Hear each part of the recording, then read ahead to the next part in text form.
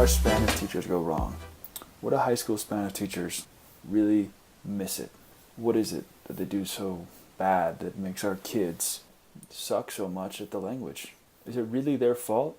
Is it our kids' lack of motivation for wanting to learn Spanish? So in this video, we'll be discussing where our Spanish teachers in the high school and middle school, where they go wrong and what we can do about it. I took Spanish class at high school, middle school, and now I am a substitute teacher in the district, the Issaquah School District in the Seattle, Washington area, and every once in a while I get asked to come into the Spanish classes to substitute, and I see the textbooks and everything they're doing, and it hasn't changed from when I was there 10 years ago. Same thing, in some cases the same book, same BS. So what we need to do is we need to stop with relying on the textbook and simply just speak with the kids, but also get them to speak as well.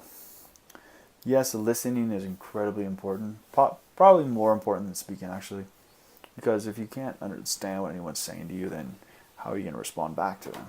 It's fine to speak to them, but we need to just completely just forget about writing anything in Spanish. Completely, just forget it. Reading, forget it. You need to go back to the basics. When you're a baby and you learn to speak and listen and all that during your first few years, but the first 2 or 3 years you can't speak at all. All you can do is listen. Here's a crazy idea. Why don't we do the same thing when we're learning Spanish in high school and all this stuff?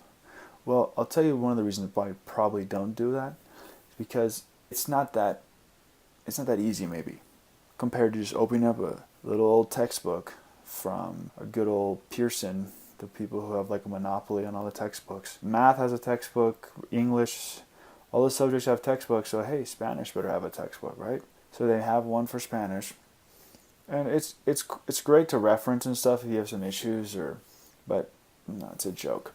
Speaking to the class and then having them speak to you and having a dialogue, that's how you learn a language. That's how you make it more interesting for the kids.